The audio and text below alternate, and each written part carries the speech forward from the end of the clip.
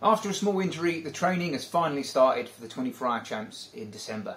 So what am I doing? What am I eating? Last time I spoke about training volumes we've done in the past.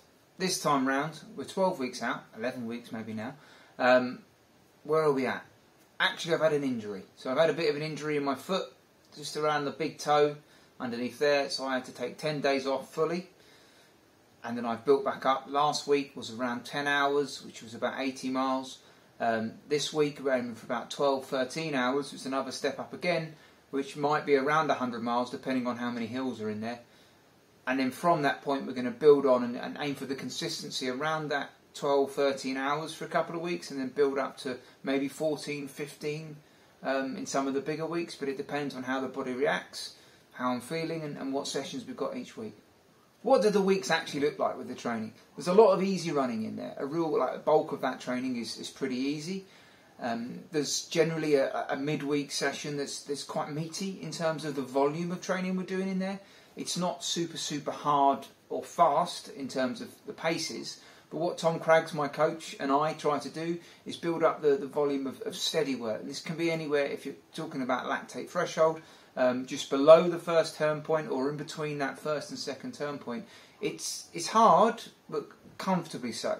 Enough that at the end of the session I'm not hanging on for dear life. I've finished, I'm comfortable, we've got a really good bulk of training done, and the next day I'm good to go again.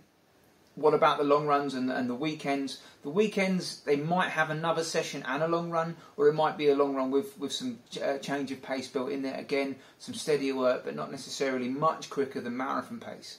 It's not about getting faster, per se. It's about getting fitter and getting more economical and stronger around those paces I'm going to use in a 24-hour race, which isn't really that quick.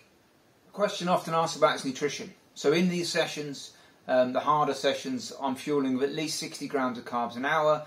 Normally, if it's a quite a hard session, that'll be 90 grams of carbs an hour. I'll be taking on board minimum 500 millilitres of liquid, maybe up to a litre, depending on if I'm training at the track or if I'm carrying that water myself. We're really lucky here that there's a bunch of fountains. For a long run, I can run past the fountains, so I might take some drink mix in my pocket and then stop at 3 or 4 fountains along the way and refill my water if it's hot.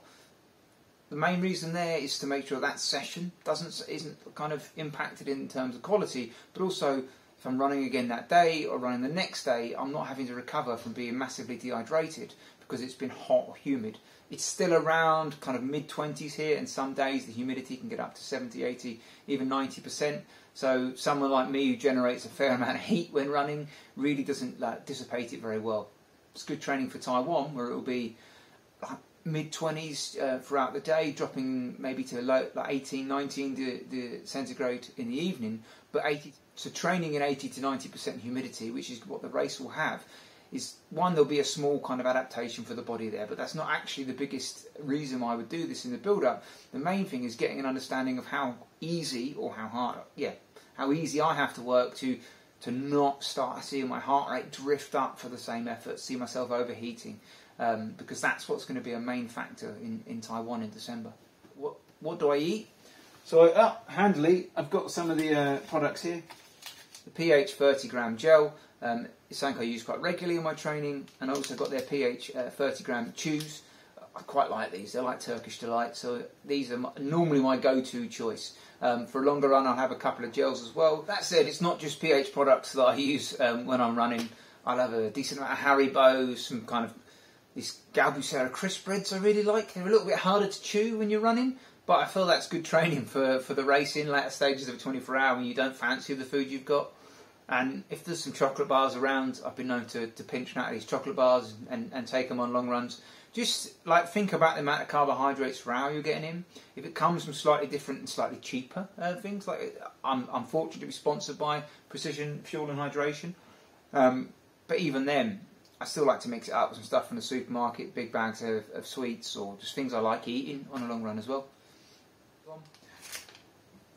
If I've got a long run where I need a bit more, I might take one of the 90s and have that in the back pocket. I'm using the Saw marathon shorts a lot of the time. They've got good storage at the back. Chuck one of these in, and then I have a handheld bottle, and I'll have some of the stuff like the pH. This is the carb only mix, and I've got the pH 60, which has got 1,000 milligrams of sodium, which is around what I need, and 30 grams of carbs for 500 mils. So I might have one of those in my handheld going out. If it's hot, I'll have that chilled in the freezer, and then I will then have a couple of sachets of the pH 1000 or pH 1500 mix in my pocket, so I can refill it at some fountains along the way.